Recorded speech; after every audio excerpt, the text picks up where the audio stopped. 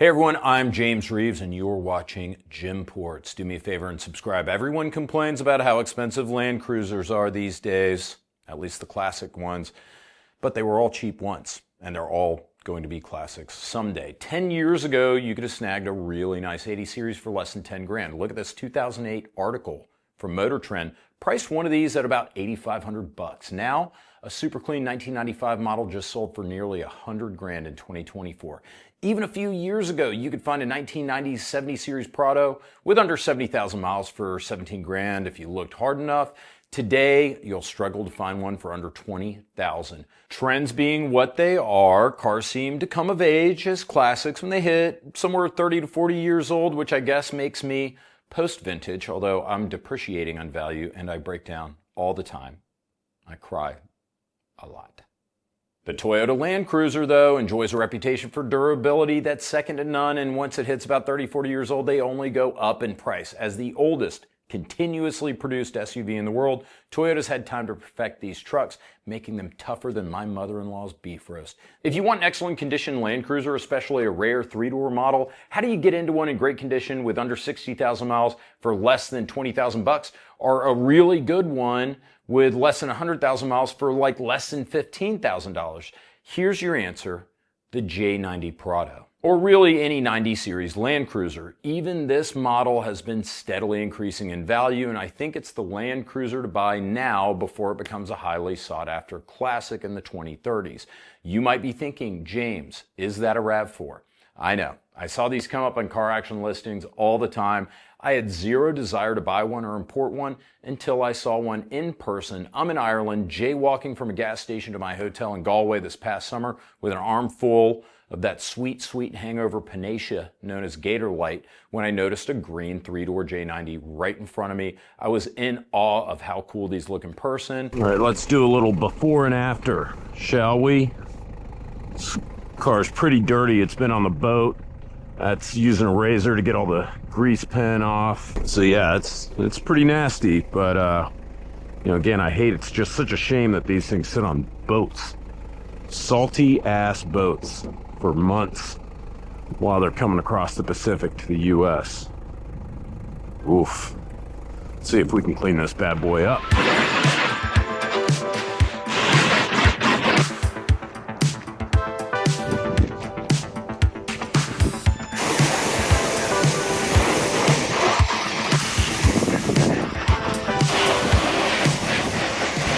Good morning, Boss Coffee drinkers. Let's have a look at the J90 Prado. Once it got off the boat, I polished and waxed it. You can see got just like a regular old microfiber buffer pad here, and it just falls right off because this paint is actually in excellent condition. Part of the fun of this vehicle are all the little Easter eggs. For being a three-door, and people ask me, why is it called a three-door, James? I don't know. I guess it's because you don't have a hatch on the back. You don't have a trunk. You got a big old door right here. And what a magnificent door it is. Look at this. Got a little cargo net. Got a little file cabinet for like your taxes or your divorce papers, whatever. Interior, super clean. Got some kind of little compartment in here. Oh yeah, look, there you go. There's your jack kit. Got some little carbon fiber elements in here, so 90s. Glove box. This is neat. Got a little drawer under here in the passenger seat. This little latch right here opens it. But if you played your cards right, you'd probably be able to get 4 to 6 beers and a handgun in here.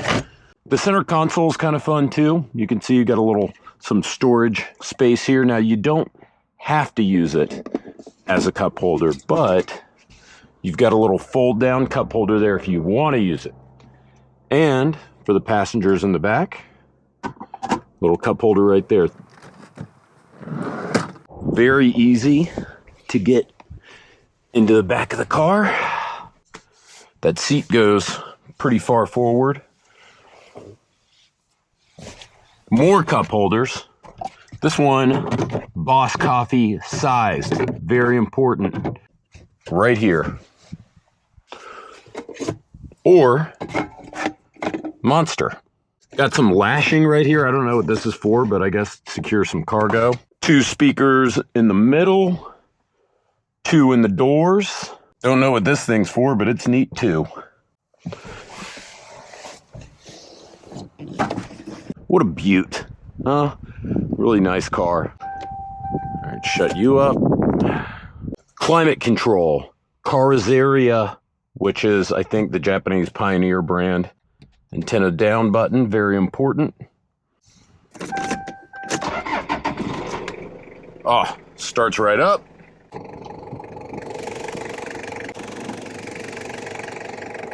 Got that rattling 1KZ TE engine in great shape.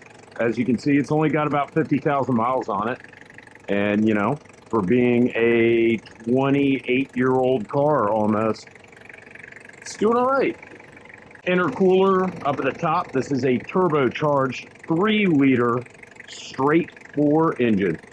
Now look, you could probably take just about any crossover SUV from the 2010s, get a car that's cheaper, better to drive, but then you'd be driving a crossover SUV from the 2010s. That's not to say that the 90 series is a bad driver at all. Far from it. It's actually quite comfortable. And yeah, both of my 1K ZTE powered Prados idle and ride like a Toro time cutter.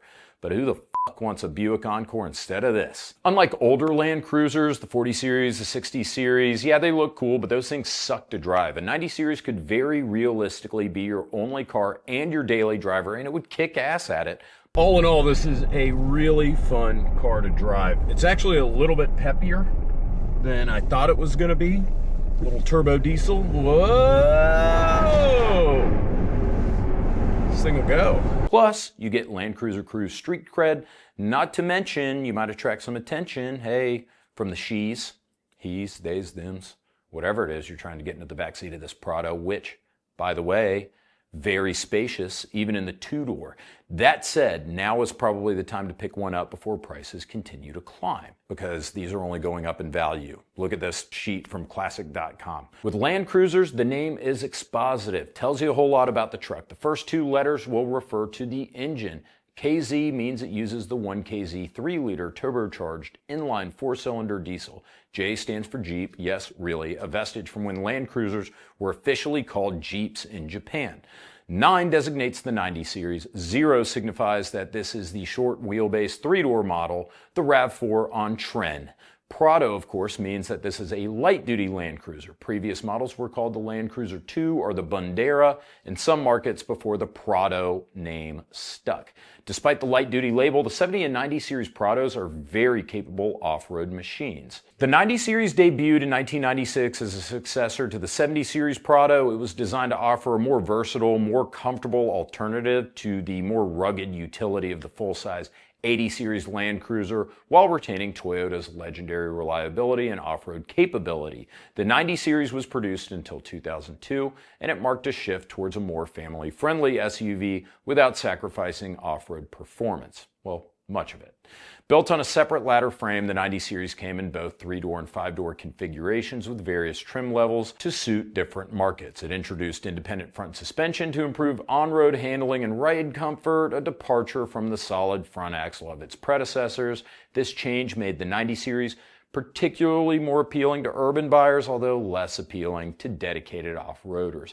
Indeed, I would argue that the 90 series is kind of where Land Cruiser began its descent from off-road Odin to soccer mom status. That all said, the 90 is still a hell of a truck. Toyota offered a range of petrol and diesel engines for the 90 series. The petrol options include the 2.7-liter 3RZ, a lightweight inline 4 with 150 horsepower, and the much better 3.4-liter V6 5VZ, which brought a significant power bump to 178 horsepower and 220 foot-pounds of torque.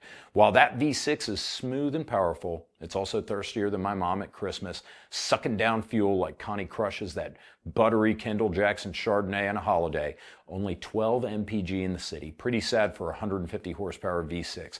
Diesel fans had more options. I've read about but never seen the naturally aspirated diesel engines in the 90 series, but I've heard the Toyota 3L and 5L have been included in the 90 series, and they are both kinda weak. If you want diesel, and yes you do, the real star is the 3-liter 1KZ TE turbo diesel with 128 horsepower, 211 foot-pounds of torque. It's both tough and efficient. The factory intercooled versions, like mine here, boosts power by 10 horsepower and torque by an incredible 40 foot-pounds. The intercooler lowers intake air temperature that improves combustion, power, and durability while delivering 3 to 4 miles per gallon than that V6 petrol engine I mentioned. Another benefit, the emission system and the 1KZ TE engine. You gotta get the exhaust gas recycler or the EGR system deleted ASAP to avoid the 1KZ engine overheating and cracking a head. The 1KZ engine in the 70 Series Prado was prone to cracking heads if the EGR system was not disabled and the truck was run too hard.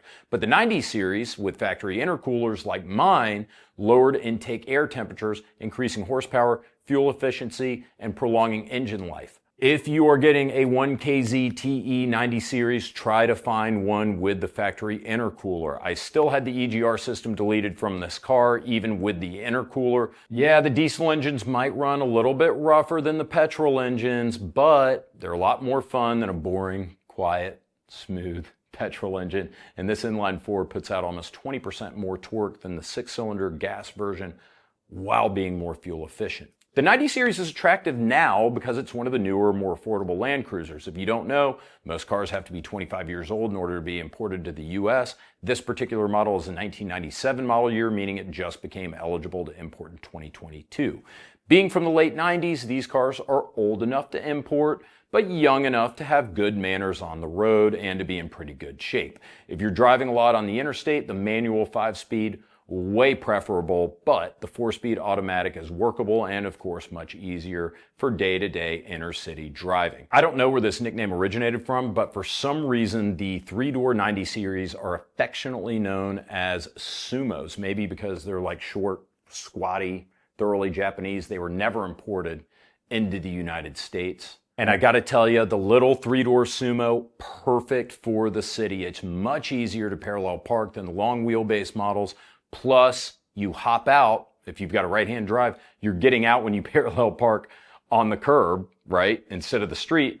And this version's got better fuel economy than the 5-door. Here's another huge advantage of the 90 Series. It's parts commonality with other Toyotas like the Hilux Surf or 4Runners from the same era. Toyota shares components across its lineup, which means owning and maintaining a J90 is easier and cheaper than you'd think for it being an imported vehicle. The 1KZ TE engine was used in other markets, so parts are still very easy to find. It was a common engine. The suspension components are similar to those in the 4Runner. Aftermarket upgrades and replacements are available. I've heard that even smaller items like door seals or interior trim components could be interchangeable with other Toyotas, making repairs and modifications simple and cost effective. So which should you get, the 70 Series Prado or the 90 Series Prado? I've got both, and I can tell you, it depends. They're both great cars.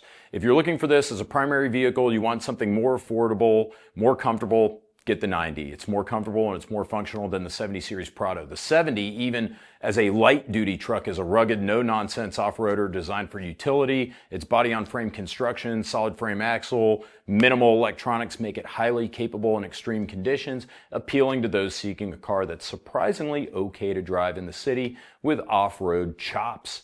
The newer 90 Series introduced independent front suspension for a better ride, better on-road handling.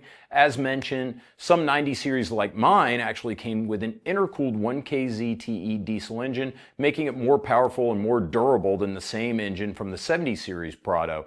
It's kind of a quick car. It's fun to drive. The design's more modern. You're more likely to be mistaken for a 2-door Sequoia than a Land Cruiser, but you get improved interiors and creature comforts. The 70, definitely the cooler looking of the two, but the 90 is not bad. In conclusion, the 90 Series Prado, a fantastic option for anyone looking for a capable, reliable daily driver with classic Land Cruiser DNA. Yes, the 70 Series Prado wins the cool guy competition with its rugged looks and its superior off-road chops, but the 90 Series brings a lot to the table. It's got more powerful engines, it's got better on-road manners thanks to its independent front suspension, it's significantly more affordable in today's market. If you've got the money, you're looking for a second car or something that's really capable off-road that's important to you, the 70 Series Prado is a great deal, but you could also look into a regular heavy-duty 70 Series. But if you're navigating city streets most of the time and heading out of town on the occasional adventure, the 90 Series, it'll be perfect for you. It proves you don't have to break the bank to own a classic Land Cruiser with timeless, versatility, charm, and reliability. You guys are going to say, man, I wish I would have listened to James Reeves at his stupid Jim Ports channel in the 2030s as these things continue to go up in value, and then one like I have now with 50,000 miles on it that's in great shape is going to be worth like 30 grand or something, maybe. I'm super appreciative you guys are watching. Consider subscribing. I definitely need it. This is a brand new channel. I love talking Land Cruisers. If there is a Land Cruiser topic you want to hear me talk and or bitch about, let me know down in the comments. I'd be more than glad to look at your comments and look into using those as topics for future videos. Thank you so much for watching. Take care.